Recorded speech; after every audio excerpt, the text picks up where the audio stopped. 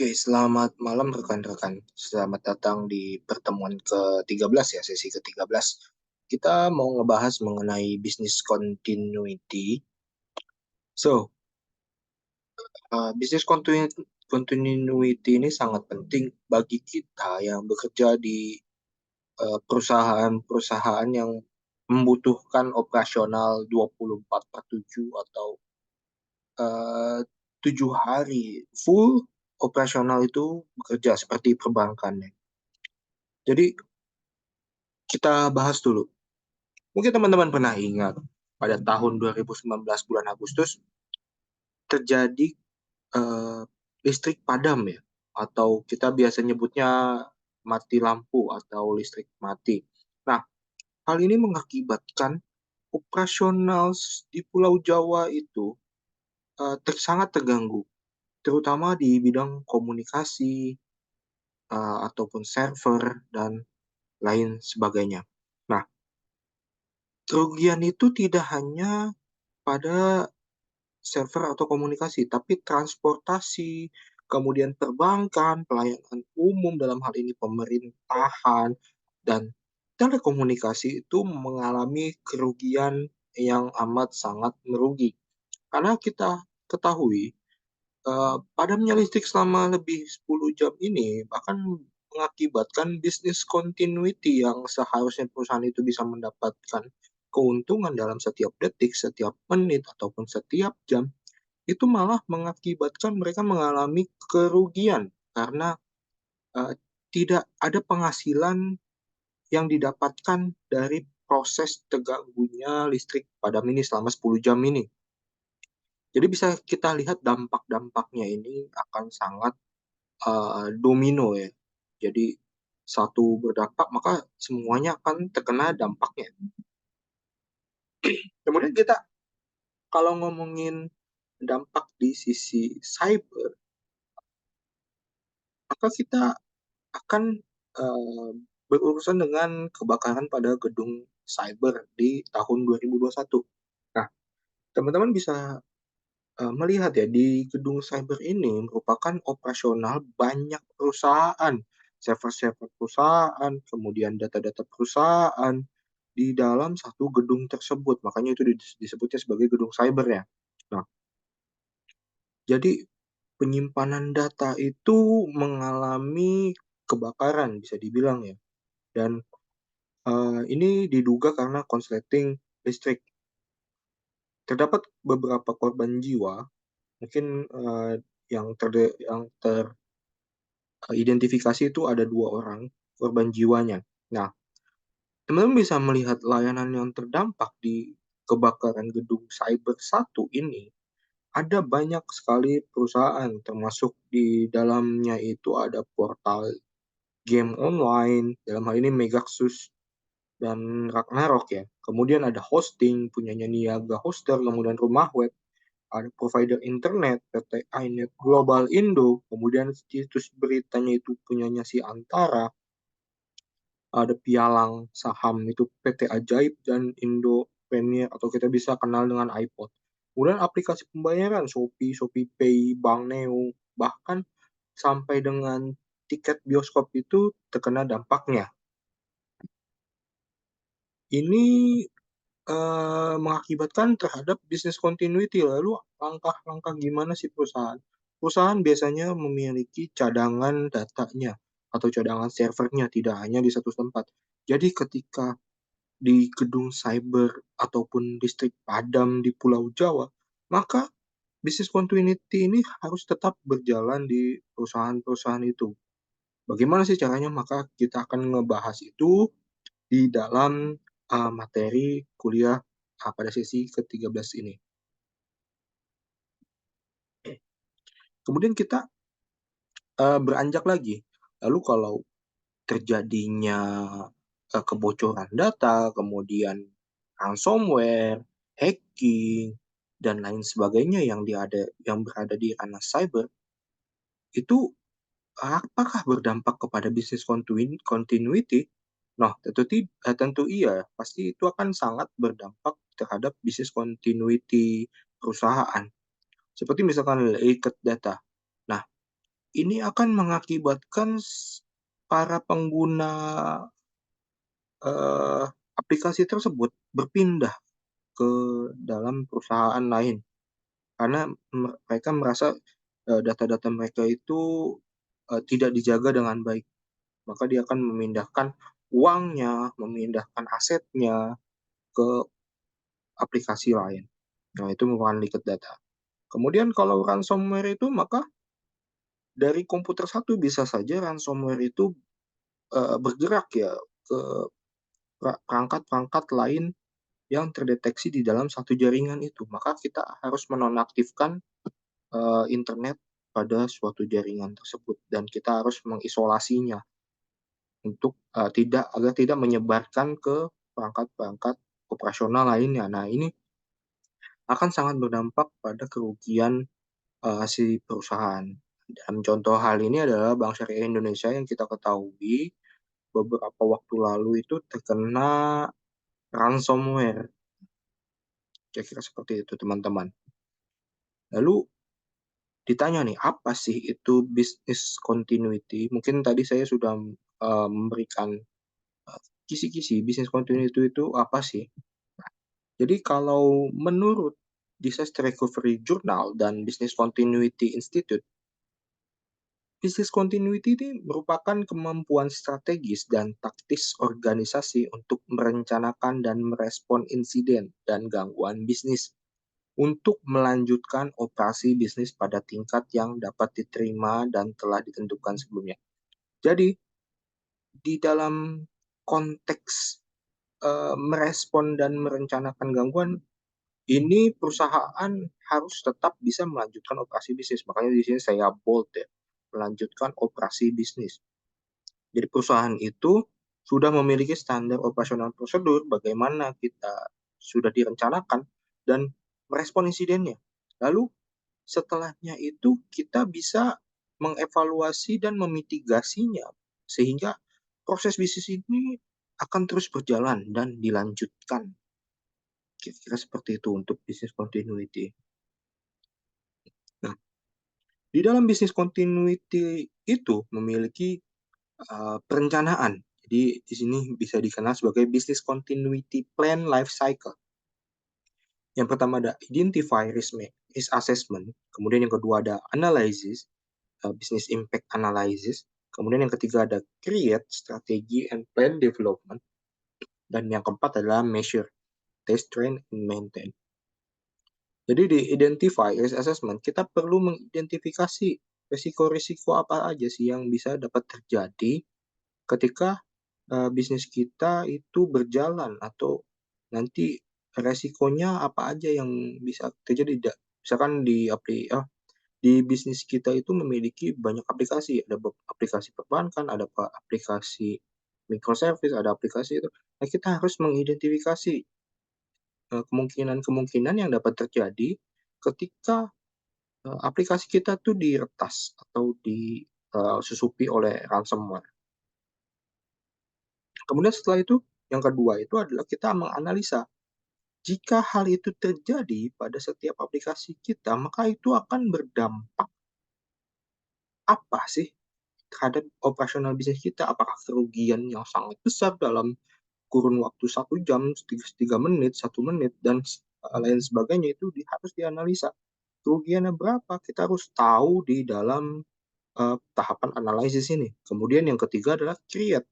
Di sini kita akan membentuk strategi dan rencana bagaimana hal ini kita bisa antisipasi standar operasional prosedurnya. Jadi apa?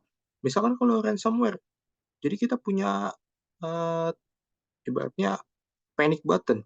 Nah, ketika terjadinya ransomware di satu sistem kita, maka kita bisa mematikan shutdown di satu server internet itu untuk dipindahkan ke server lainnya sehingga di server itu benar-benar total mati, namun proses bisnis itu tetap berjalan di server lainnya. Kira-kira seperti itu untuk misalkan panic button ya. Kemudian yang tahapan keempat itu adalah measure. Nah, bagaimana kita mengevaluasi, kemudian memaintain, meremajakan data-data yang tadi itu bagaimana sih kita memitigasi resiko itu agar tidak terjadi selanjutnya. Nah, ini harus ada di tahapan measure, teman-teman.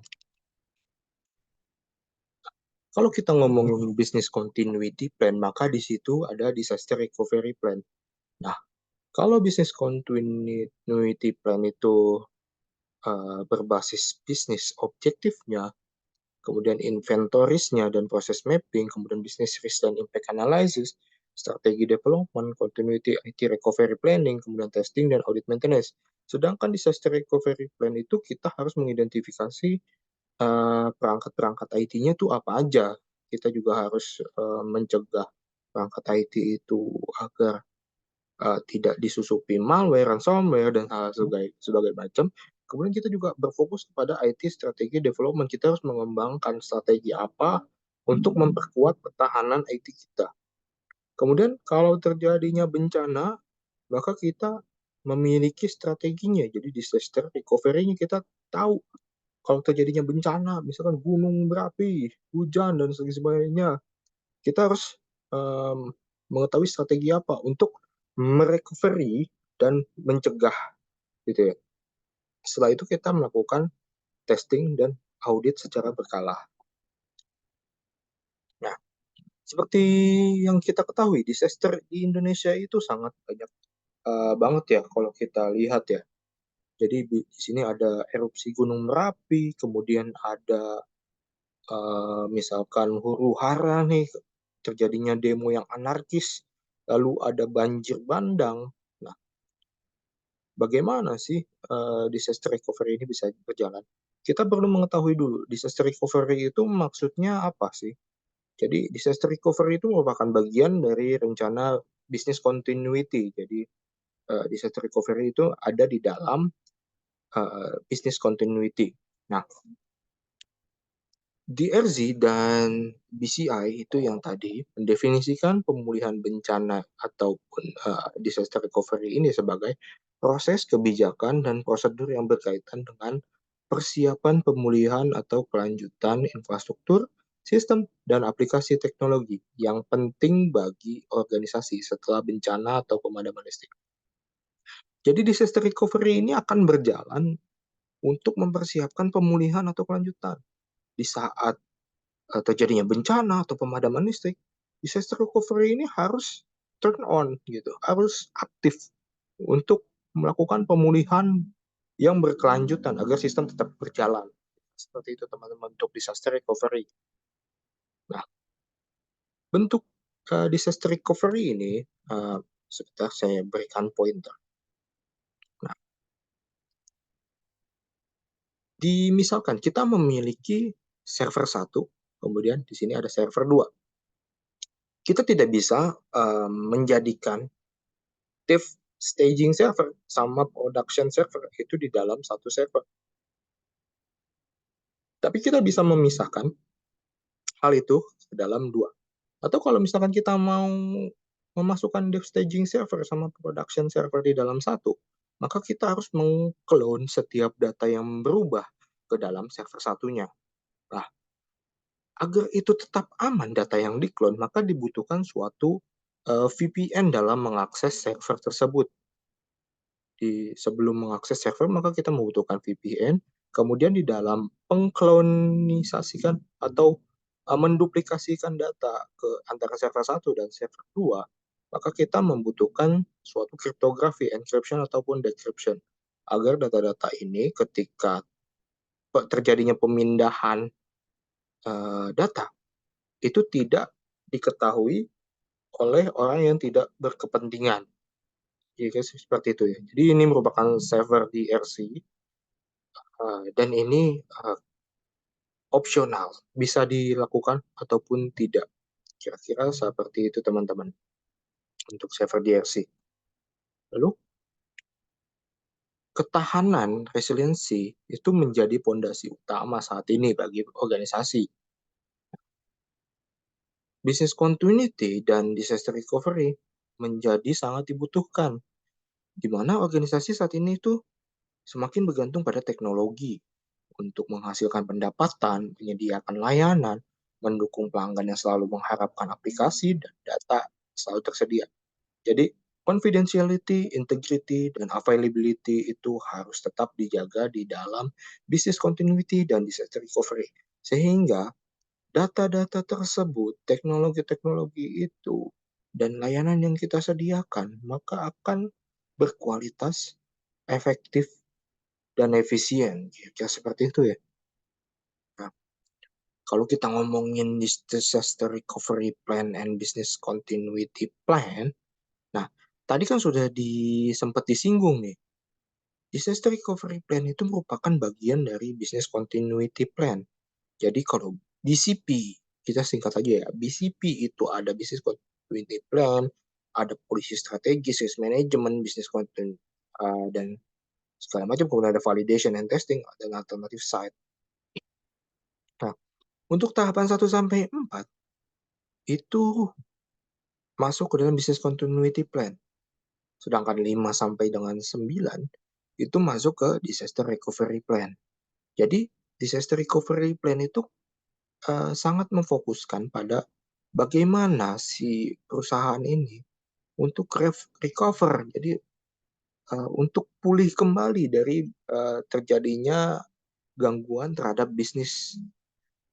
Kira-kira seperti itu. Kemudian kalau business continuity plan itu lebih berfokus kepada menjaga operasional itu siap menghadapi ancaman gitu, nggak tahu gangguan. Nah, kira-kira seperti itu.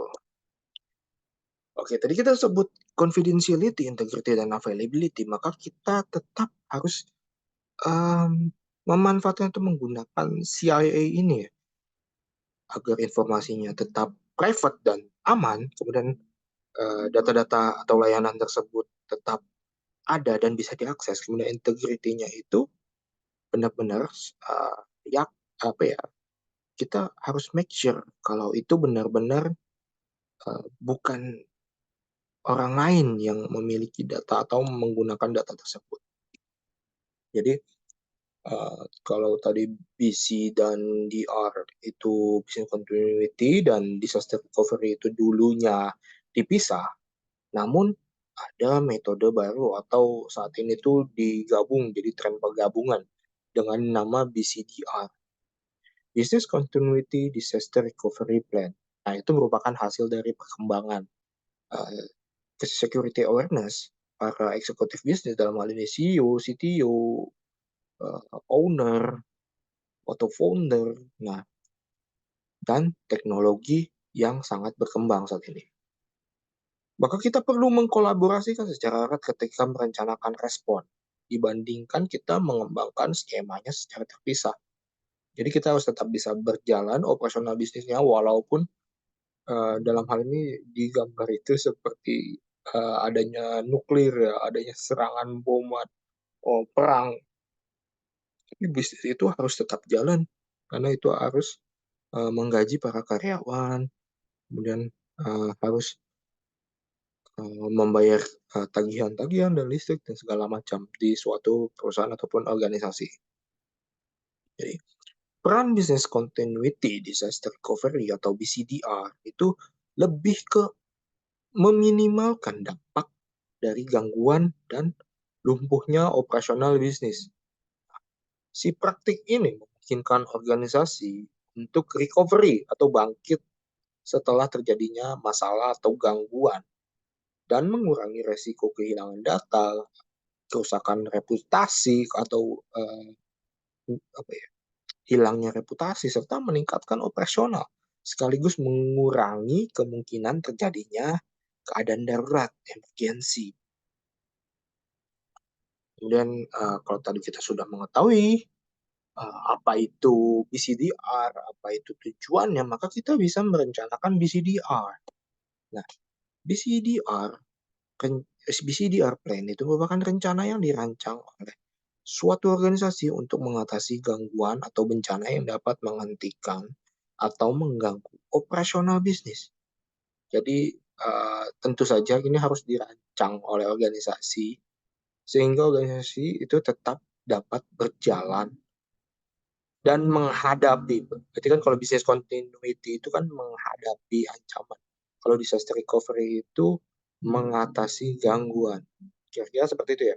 Jadi BCDR plan itu tujuannya untuk memastikan bahwa organisasi dapat tetap berfungsi atau berjalan dengan baik atau dapat segera pulih setelah mengalami bencana atau gangguan yang tidak terduga.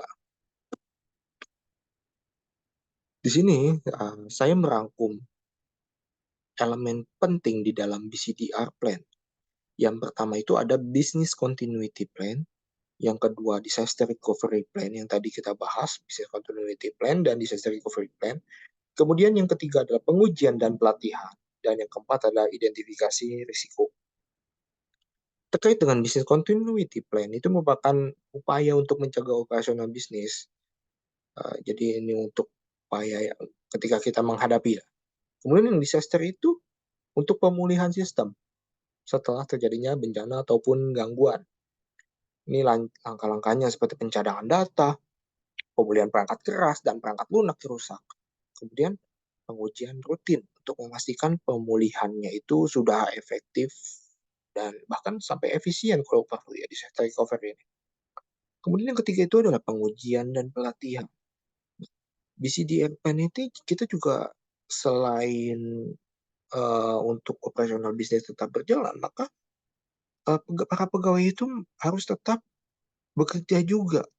Jadi harus diberikan pengujian dan pelatihan untuk mengetahui bagaimana sih para tim-tim ini yang bertanggung jawab bertindak ketika terjadinya situasi darurat, bahkan rencana tersebut harus bisa efektif. Setelah pengujian dan pelatihan, dia harus efektif rencananya. Bukan kita malah bingung apa yang akan terjadi, apa yang kita harus lakukan nih, dan segala macam. Terus kita eskalasinya bagaimana dari bawah, bottom up gitu ya. Jadi bukan dari top bottom, tapi kita kalau bisa tuh bottom top gitu. Kemudian kita harus mengidentifikasi resiko agar hal ini tidak terjadi di kemudian hari.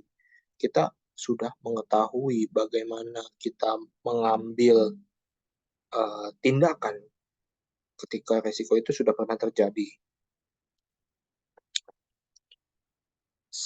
Sedangkan perbedaan BC dan DR itu, BC itu lebih proaktif. Jadi proaktif itu dia uh, bisa dibilang itu lebih memastikan fungsi-fungsi itu dapat terus berlanjut. Jadi ketika terjadi, maka secara otomatis dia harus tetap lanjut. Nah, kalau DR itu lebih reaktif. Jadi kan di posisi reaktif ini dia akan mengambil langkah-langkah spesifik untuk melanjutkan operasi. Jadi tidak bisa semena-mena kita memodifikasi SOP-nya. Nah, ini tidak bisa.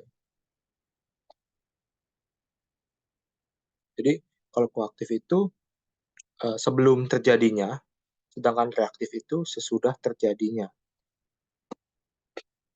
Nah, di situ berfokus pada organisasi, DR berfokus pada infrastruktur teknologinya. Lalu BC itu mencakup elemen, mempertimbangkan manajemen risiko dan perencanaan lainnya. Sedangkan DR itu merupakan bagian dari perencanaan, business continuity, dan berkonsentrasi pada akses datanya yang mudah gitu ya. Kesamaannya ini keduanya mempertimbangkan berbagai kejadian yang tidak direncanakan, mulai dari serangan, human error, hingga bencana alam. Mereka juga memiliki tujuan agar bisnis berjalan senormal mungkin, terutama terkait aplikasi yang sangat penting. Nah, ini kita harus mengidentifikasi aplikasi apa yang sangat penting. Dalam banyak kasus, tim yang sama terlibat dengan visi dan dia. Jadi dia bisa saja uh, dari SOC ataupun Security Operation Center ataupun bagian pentest, bagian divisi cyber. Nah, itu bisa bekerja sama dengan CBC dan DR agar proses bisnis tetap berjalan. Tujuan ini tidak hanya untuk menyediakan pemulihan data, tetapi juga untuk meminimalkan dampak krisis terhadap operasi bisnis dan memungkinkan organisasi untuk kembali normal dengan cepat setelah terjadinya bencana. Ya, ini sudah kita bahas dari slide-slide sebelumnya. Intinya itu agar meminimalkan dampak krisis organisasi dan memungkinkan organisasi untuk bangkit secara cepat gitu setelah terjadinya bencana tersebut. Kemudian 5 tujuan penguatan ini kita bisa assess the state of business, kita bisa menilai keadaan dari suatu organisasi sehingga menetapkan prioritasnya. Ini harus diperbarui secara rutin untuk memperhitungkan perubahan seperti personil ataupun sistem dan kebutuhan-kebutuhannya apa aja. Kemudian yang kedua adalah find weakness and provide solution. Jadi risiko ini harus dievaluasi dan kita harus mengidentifikasi juga kekurangannya ini apa saja sih yang bisa mengganggu operasional bisnis dan membahayakan strategi kita, BCDI kita nih. Jadi kita harus mengakui risikonya dan kita mampu mengatasi kekurangannya gitu kira-kira. Kemudian yang ketiga, review and test the plan. Jadi kita harus meninjau rencana BCDR ini, kita harus testing bagaimana sih memastikan rencana tersebut tetap berhasil sempurna dan mencakup semua aspek bisnis untuk pemulihan yang cepat dan tepat. Tidak hanya cepat, tapi ini harus tepat ya. Jadi kita harus menggunakan satu atau beberapa metode pengujian sepanjang evaluasi agar ini bisa berjalan sesuai dengan rencana kita. Kemudian yang keempat, identify location for data storage. Oke, ini seperti server. Jadi kita harus menentukan lokasinya itu, tempat yang ingin kita jadikan server lokasinya. Memastikan bahwa di situ tidak ada bencana alam yang sangat berbahaya yang dapat mengganggu operasional bisnis. Misalkan dia ada di dekat lempeng tektonik, terus berada di jalur lahar dingin. Nah, itu kita harus meminimalisir hal-hal seperti itu. Jadi kita harus mengidentifikasi lokasinya yang paling bagus ya ibaratnya ketika terjadinya bencana. Kalau bisa sih di beda negara ya itu ya lebih bagus. Yang terakhir itu kita harus mengetahui timnya itu siapa. Jadi eskalasinya itu akan lebih gampang kalau kita mengetahui timnya baik dari top sampai dengan bottom. Jadi kalau misalkan topnya ini tidak aktif atau tidak proaktif, maka yang bottom ini bisa lebih proaktif gitu dan menyuarakan perbaikan-perbaikan apa aja yang dilakukan selama ini. Terus jangan lupa kita terus follow up pada uh, top manajemen. Nah, itu harus dilakukan agar tidak adanya salah ataupun miskomunikasi ketika terjadinya suatu bencana. Organisasi yang tidak memiliki BCDR plan ini, maka dia tidak akan bertahan atau pulih dari bencana yang besar. Jadi bisa dikatakan dia akan langsung bangkrut mungkin ya. Bahkan dampak dari bencana skala besar itu dapat menutup operasi. Nah, ini yang disebut bangkrut. Kemudian lebih dari 90% perusahaan itu yang mengalami bencana besar akan keluar dari bisnis dalam waktu 12 bulan. Nah, berdasarkan riset, lebih dari 90% perusahaan tanpa BCDR ini, ketika mengalami bencana besar, mungkin dia masih bisa recovery. Nah, tapi dia akan keluar dari bisnis dalam waktu 12 bulan. Dia tidak akan kuat untuk membayar tagihan-tagihannya, denda-dendanya, ancam karena dia tidak memiliki rencana gitu ya. Nah, rencana BCDR ini seperti asuransi. Jadi dia akan membantu organisasi mengurangi resiko secara keseluruhan. Kemudian bangkit kembali setelah gangguan, mengurangi resiko kehilangan data, dan melindungi kita, perusahaan kita dari kerusakan reputasi. Nah, ini akan sangat berkaitan dengan Security Operation Center, IT Risk Management, IT Audit, kemudian compliance. Nah, itu mungkin beberapa divisi yang akan saling berkaitan ya dengan BCDR ini. Maka dari hal itu kita memerlukan respon insiden atau SIRT, Security Incident Response Team. Nah, Respon insiden ini merupakan tindakan yang dilakukan organisasi ketika mereka percaya bahwa sistem atau data itu telah dilanggar ataupun di sisipi ancaman ya. Tujuannya ini untuk menghilangkan serangan siber secepat mungkin, memulihkan, memberitahu pelanggan atau lembaga pemerintah sebagaimana diwajibkan oleh hukum di Indonesia dan mempelajari cara mengurangi resiko pelanggan serupa di masa mendatang. Nah, kita masuk ke dalam peraturan Presiden mengenai SPBE nomor 95 tahun 2018 dan sama dengan peraturan BSSN nomor 4 tahun 2021 tentang pedoman manajemen keamanan informasi SPBE dan standar teknisnya. Jadi kebijakan CERT itu yang pasti ada beberapa ya.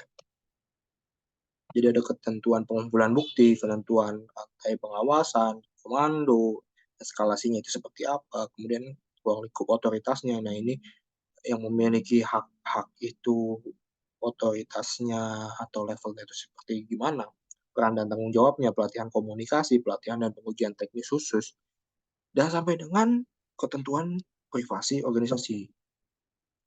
Nah, kalau di dalam prosedur penanganan, ini di sini ada persiapan. Preparation itu mempersiapkan organisasi untuk merencanakan tindakan sebelum kejadian. Kemudian identification. Identifikasi itu merupakan fase verifikasi detail kejadian insiden, kemudian penahanan atau containment, fase pembatasan atau pengendalian dari suatu insiden, kemudian pembersihan, eradication, itu merupakan fase membersihkan insiden dari masalah yang telah ditentukan dengan melakukan perbaikan-perbaikan yang sudah ditentukan. Kemudian pemulihan atau recovery. Nah, ini fase setelah perbaikan pada suatu sistem atau layanan. Nah, kemudian ada lagi kegiatan pasca insiden, post incident activity. Ini merupakan fase kegiatan yang dilakukan setelah terjadinya insiden itu seperti apa saja. Dan yang terakhir adalah lesson learned. Lesson learned ini merupakan fase laporan dan hasil pembelajaran insiden dan tindakannya, sehingga ini dapat menjadi pelajaran agar insiden-insiden ini tidak terulang di kemudian hari pada proses bisnis yang sama. Kemudian kalau kita lihat di sini, ini merupakan gambar dari Introduction to Security Operation and the Security Operation Center. Jadi Security Operation Center itu harus memiliki awareness mengenai deteksi. Jadi dia harus tahu deteksi employee, visitor, dan segala macam pihak ketiga menggunakan apa saja. Kemudian itu harus dilakukan data collection. Nah, si SOC analis ini akan melakukan analisa pada data collection sih. Kalau misalkan uh, ada yang mencurigakan, maka dia akan membuatkan tiket gitu ya. Ya, seperti itu. Nah, di dalam computer security incident response itu ada beberapa kategori. Yang pertama itu kategori nomor 0, exercise atau pelatihan yang pertama itu unauthorized access. Kemudian yang kedua itu denial of service, malicious code, scan, probe, attempt, access, dan investigation. Nah, ini merupakan kategori number dari kategori-kategori insiden. Ketika ada insiden, maka kita bisa mengkategorikannya ke dalam 6 kategori ini. Jadi angka 0 sampai dengan 5. Jadi kalau misalkan terjadinya unauthorized access, maka kita bisa mengkategorisasikan ini ke dalam kategori 1. Kira-kira seperti itu. Lalu untuk levelnya sendiri ini sama seperti severity level. Jadi ada high, medium, low. Kemudian bagaimana si insiden analis atau SOC analis ini melakukan investigasi, bentuknya seperti apa. Jadi dia akan menginvestigasi, kemudian untuk menanyakan si pihak ketiganya. Jadi dia akan membuka kasus itu bareng dengan pihak ketiga, mengajak insiden respon tim, kemudian membuat tiket, kira-kira seperti itu ya, untuk menganalisa fase prosesnya. Lalu melakukan containment, nah ini perubahan sampai dengan perform, apa yang harus dilakukan setelah di containment itu. Kira-kira seperti itu teman-teman ya untuk business continuity and disaster recovery.